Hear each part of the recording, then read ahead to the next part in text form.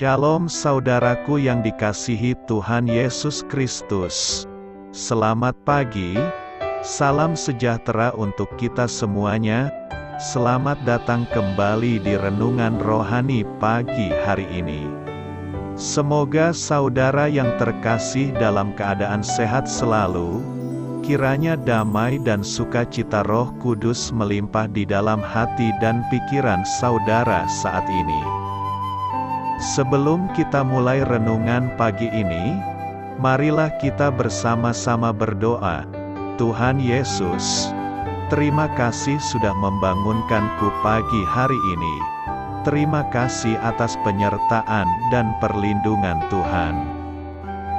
Semua karena karunia Tuhan aku dapat bangun dengan pagi hari ini.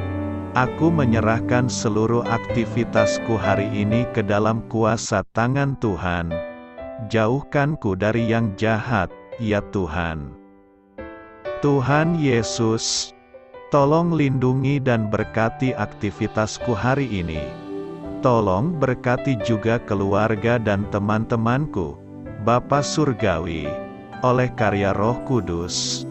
Tolonglah aku untuk menjauhi segala sesuatu yang melukai hati-Mu. Ampunilah segala dosa kami, ya Tuhan. Dalam nama Tuhan Yesus, aku sudah berdoa. Amin. Sahabat saudara rohani, pembacaan ayat emas Alkitab renungan kita hari ini terambil dari Mazmur 133 ayat 1 sampai dengan ayat 3. Nyanyian ziarah Daud, sungguh, alangkah baiknya dan indahnya, apabila saudara-saudara diam bersama dengan rukun, seperti minyak yang baik di atas kepala meleleh ke janggut, yang meleleh ke janggut Harun dan ke leher jubahnya. Seperti embun gunung Hermon yang turun ke atas gunung-gunung Sion. Sebab kesanalah Tuhan memerintahkan berkat, kehidupan untuk selama-lamanya. Mazmur 133 ayat 1 sampai dengan ayat 3. Inti dari ayat emas renungan kita adalah: sungguh alangkah baiknya dan indahnya, apabila saudara-saudara diam bersama dengan rukun. Mari kita mulai renungan pagi kita. Judul renungan kita hari ini adalah Diterima dengan Hangat, ditulis oleh Amy Boucherbier. Di akhir perjamuan Paskah Yahudi yang merayakan dan memperingati karya keselamatan Allah yang luar biasa, para anggota gereja mengungkapkan sukacita mereka dengan menari bersama dalam suatu lingkaran. Bari menonton sambil tersenyum, dan berkata, "Inilah keluarga saya sekarang, inilah komunitas saya telah menemukan tempat yang membuat saya tahu bahwa saya bisa mengasihi dan dikasihi, tempat saya diterima." Sewaktu kecil, Bari pernah mengalami pelecehan emosional dan fisik yang merampas sukacitanya. Namun, gereja tempatnya beribadah itu menyambut dan memperkenalkannya kepada Yesus. Melihat kesatuan dan sukacita mereka, Bari pun mulai mengikut Yesus. Ia merasa dikasihi dan diterima. Dalam Mazmur 133, Raja Daud menggunakan gambaran yang sangat kuat untuk menunjukkan betapa dahsyat dampak dari baiknya dan indahnya kesatuan di antara umat Allah. Ia berkata, hal ini ibarat seseorang yang diurapi dengan minyak yang berharga, yang meleleh hingga ke leher jubah mereka, tertulis di dalam kitab Mazmur 133 ayat 2. Pengurapan seperti ini adalah hal umum pada masa itu, dan kadang-kadang dipakai untuk menyambut tamu saat memasuki rumah.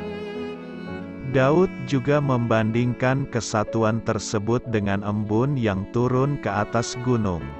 Tanda datangnya berkat dan kehidupan, tertulis di dalam kitab Mazmur 133 ayat 3. Aroma minyak memenuhi ruangan dan embun memberi kelembaban di tempat yang kering. Kesatuan juga memiliki pengaruh yang baik dan menyenangkan, seperti menyambut mereka yang merasa sendirian. Marilah kita terus mengupayakan kesatuan di dalam Kristus agar Allah dapat mendatangkan kebaikan melalui kehadiran kita. Dari ayat renungan kita yang tertulis, sungguh alangkah baiknya dan indahnya apabila saudara-saudara diam bersama dengan rukun.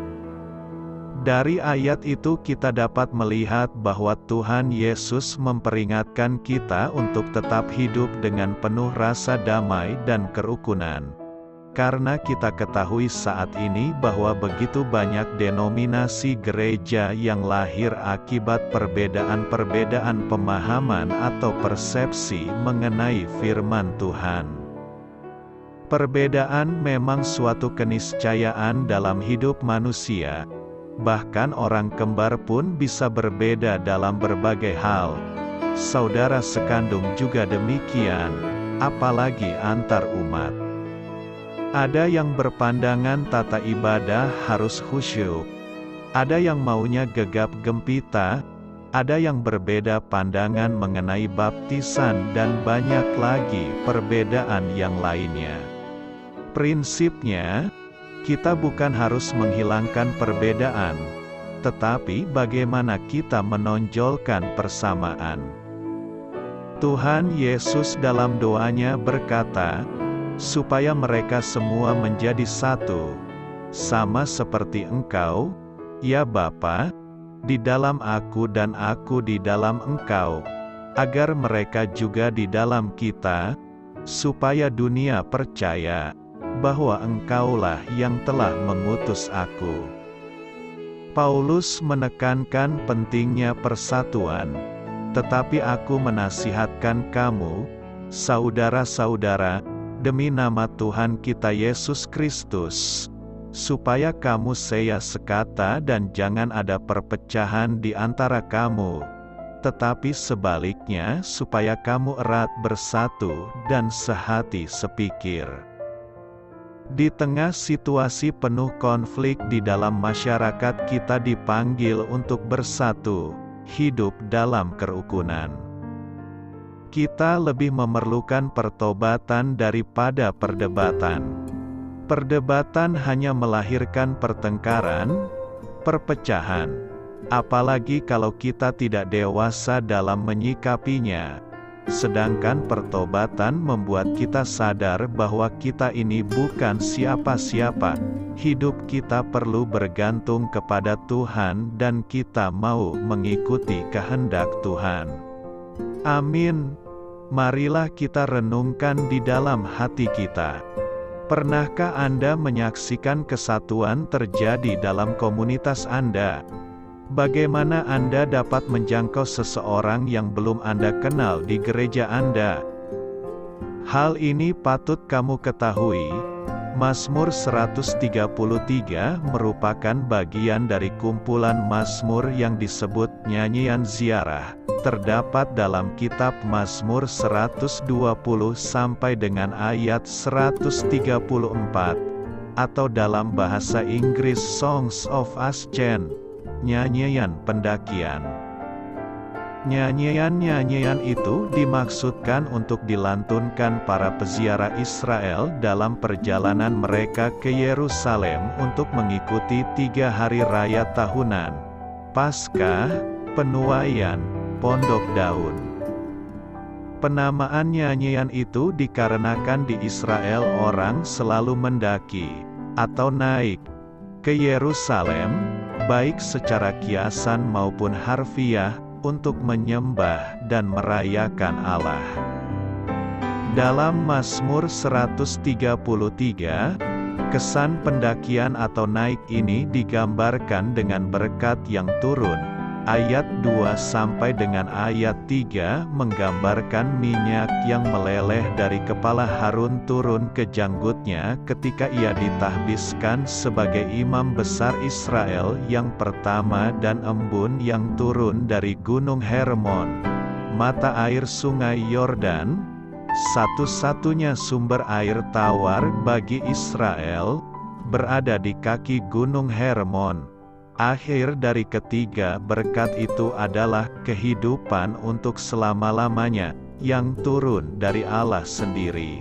Amin.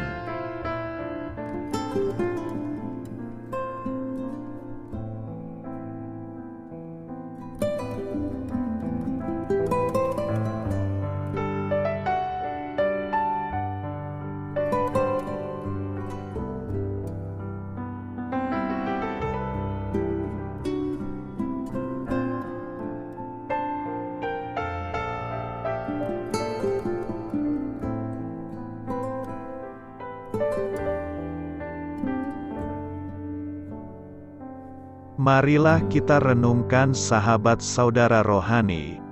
Demikianlah renungan firman Tuhan pagi hari ini. Semoga menjadi berkat dalam hidup kita. Dan sebelum kita memulai segala aktivitas kita pagi hari ini, marilah kita berdoa. Selamat pagi Bapa, malam hari telah berganti pagi. Kehidupan baru telah Engkau berikan kembali bagi kami. Bapa Surgawi, tolonglah aku menyadari kebutuhan orang lain, supaya aku dapat membagikan apa yang telah Engkau berikan kepadaku.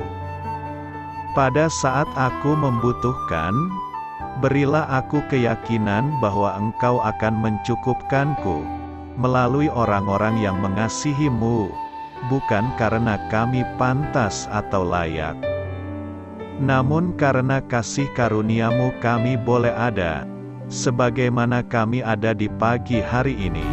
Terima kasih Tuhan, atas kesempatan baru yang telah Tuhan berikan kepada kami, untuk bisa memperbaiki diri agar kami bisa lebih layak di hadapan-Mu. Hari ini kami serahkan semua perkara dan kesulitan yang akan kami lalui ke dalam tangan-Mu. Biarkanlah kami bisa memuliakan-Mu dalam segala aktivitas yang akan kami lakukan. Amin. Biarlah firman Tuhan menjadi pengingat untuk kita semua, bahwa tuntunan dari Roh Kudus akan selalu memberi jalan keluar bagi setiap permasalahan hidup kita, dan memberi kedamaian di hati kita. Sampai jumpa di renungan pagi saudara rohani berikutnya. Kiranya Tuhan selalu memberkati saudara semua hari ini. Amin. Shalom.